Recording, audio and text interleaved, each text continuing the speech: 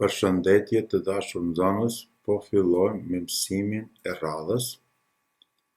Njësia mësimore e sotme është harta dhe azimuti në libër, është në faqen 217.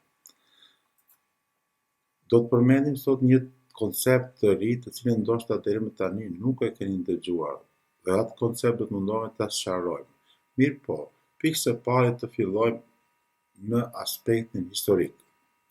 Historikisht shikuar, udhëtarët gjatë udhëtimeve të ndryshme janë orientuar në natyrë me mjete të ndryshme rrethanore. Orientimi në natyrë ka qenë një sfidë e gjithë udhëtarëve të ndryshëm. Unë nuk dua të kthehem shumë në retrospektivën historike, por ka qenë një faktor shumë i rëndësishëm në gjetjen e rrugëve. Sa për ilustrimin e juaj, ja por vetëm të përmend rrugën e mëndarë që kemi mësuar në histori. Rrugë e cila ka qenë shumë e gjatë dhe ajo ka qenë shumë e sfida, por një ndër sfidat më kryesore ka qenë orientimi në natyrë.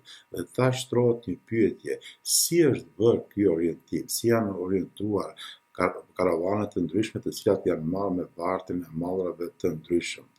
Dhe për këtë arsye ne do të shtjellojmë sot këtë.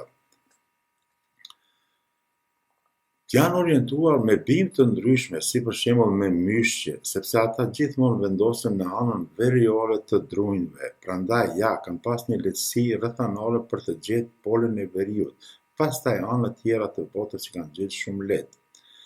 Janë orientuar në bazë të objekteve të ndryshme fetare. Ju e dini se edhe objektet fetare kanë një konstruktim apo një ndërtim specifik. Matutje, janë orientuar me yje në qiell të hapur. Ju e dini se një pjesë e bukur e mirë e udhëtarëve kanë pas si pikë orientimi yjet në qiell. Mos të harrojmë yllin polar, arushën e madhe, arushën e vogël, të gjitha këta me radhë. Dhe së fundit, me zbulimet të mëdha që janë bërë, janë orientuar edhe me anë të busullës. Ç'është busulla? Busulla është një instrument i cili tregon gjithmonë polin e veriut, kurse anët tjera të botës i caktojmë sipas rregullave që i kemi mësuar. Unë këtu duhet të lidhem edhe një çështje tjetër. Ja shpesh në orët e gjeografisë ju si e keni bërë orientimin kur keni dalë në trast të zezë para hartës. Keni thënë se pjesa e kokës lartë është poli i veriut, dora e djathtë para hartës na tregon lindjen, dora e majtë na tregon perëndimin, kurse këmbët poshtë tregojnë jugun. Ja pra një orientim i cili pa busull por gjithmonë na ka shërbyer si i tillë që të orientohemi para hartës. Ja, por paraqes disa forma apo disa lloje të busullave të cilat i ka përdorur njerëzimi. Këtu janë në distancë ndryshme kohore. E tash, të ndalemi në atë që ne sot duhet të përmendim. Pra, në fillim përmendëm konceptin apo fjalën azimut. Ç'është azimuti dhe si përdoret ky? Pra do të mësojmë sot. Azimut quhet këndi që formohet nga drejza e imagjinuar me polin e veriut dhe drejza që formohet apo që tërheqim nga objekti i vështruar.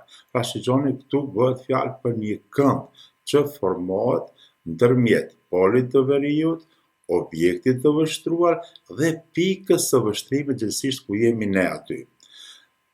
Këtë më së miri do ta ilustrojmë përmes një shembulli. Dhe tash shigjoni, kjo pika e zezë ku ashtu jemi ne. Orientimi këtu lart është poli i veriut, ndërsa për shembull kemi marrë për pikë vrojtimi një lis apo një dru. Dhe tash kjo gjysmëdrejza prej pikës tonë ku jemi këtu deri te lisi, te druri, pjesa tjetër e gjysmëdrejzës është e cila tregon polin e veriut dhe ky kënd që formohet ndërmjet kësaj gjysmëdrejze që tërhiqet nga poli i veriut dhe gjysmëdrejze që tërhiqet nga druri quhet azimut. Azimuti matet me anë pasi ne përdorim më së tepërmi përdorim ashtu këndmasin, matet me shkallë. Mirë po ka dhe njësi tjera për matjen e azimutit. Gjersa këndi i shtrirë te ne është i ndarë në 180 pjesë të barabarta, tek busulla ka një shkallë e cila është e përbërë prej 64 të mitave, që i bie këndi plot i ka 64 të mitave, por me këta informata nuk duhet t'ju lodhun më tepër. Ne po përdorim si instrument për matjen e azimutit këndmatësin, dhe njësim për matjen e azimutit po e marrim këndin. Pa humbur kohë, do të marrim një shembull. Ja, pra, çka na u dashke? Ti imagjinojmë dy gjysmëdreza, kjo pika e zezë ku jemi ne është pika ku ndodhemi ne, kjo gjysmëdreza vertikale, siç po shihni lart, na e simbolizon polin e veriut, ndërsa kjo gjysmëdreza me ngjyrë të kuqe, na e simbolizon objektin të cilën ne duhet ta masim azimutin. Ofrojmë këndmatësin dhe me siguri po shihni, po fillojmë 10 shkallë, 20, 30, 40 e 9 shkallë. Do me thënë, azimuti i këtij objekti nga këndvështrimi jon qenë ka 49 shkallë. Edhe një po përsëris, këndi që formon shtëpiza malore me pozitën tonë dhe polin e veriut është 49 shkallë. Po marrim edhe një problem shumë praktik në kohë të fundit. Në qoftë se ju kujtohet, në malsinë e Selcës para ca ditëve na u paraqit zjarri. Edhe këtë ne mund ta ilustrojmë përmes azimutit. Ja shihni, këtu kemi polin e jugut, në pjesën e majtë me shigjet me gjysmëdrejtës të kuqe kemi paraqit vendin ku është paraqitur zjarri. Dhe tash çka bëjmë? Këtu kemi një dallim. Harrova pak më parë të them se matja e azimutit gjithmonë bëhet prej polit të veriut në kajen e lëvizjes së akrepave të orës. Dhe tash, të shtëpiza malore, po vërreni se ky është një kënd konveks. Tash, po që se dalim të rasti i lokalizimit të zjarrit në malsinë e Selcës, çka do të vërrejmë? Se shigjoni, ky tash është një kënd, në qoftë se shkojmë sipas lëvizjes së akrepave të orës, është një kënd jo konveks, kënd më i madh se 180 shkallë.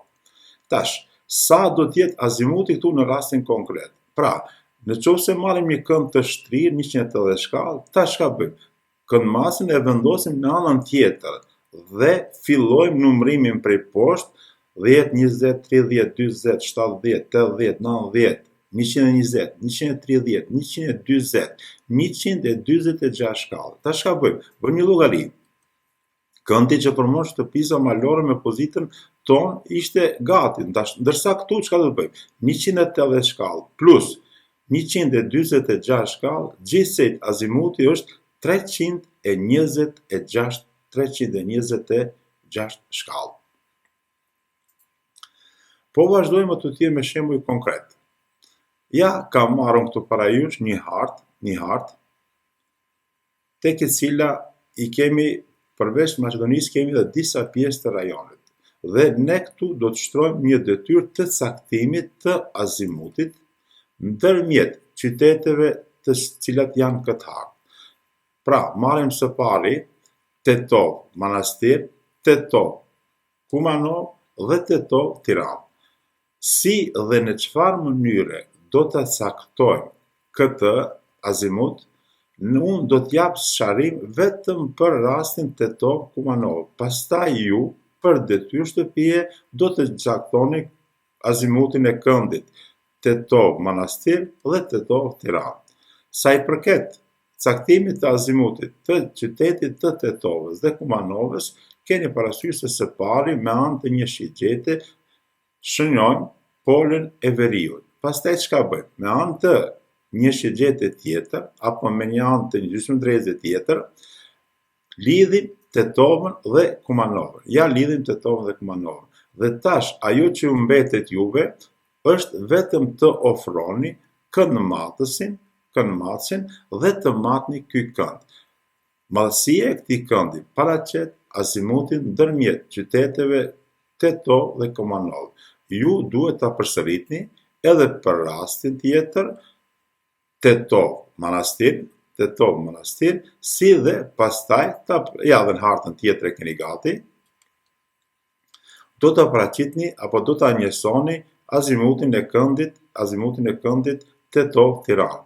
Sa për ilustrim tua përmend se azimuti Tetov-Kumanov dhe Tetov-Manastir do të jetë më i bukur se 180 shkallë, pra do të jetë kënd konveks, ndërsa azimuti i këndit Tetov-Tiranë do të jetë kënd më i madh se 180 shkallë, apo do të jetë kënd jo konveks. Me këtë po përfundojmë me mësimin e sotshëm. Ju uroj një ditë të këndshme, ju uroj të jeni të gjithë shëndosh dhe mirë, dhe miru dëgjofshim në orët tjera.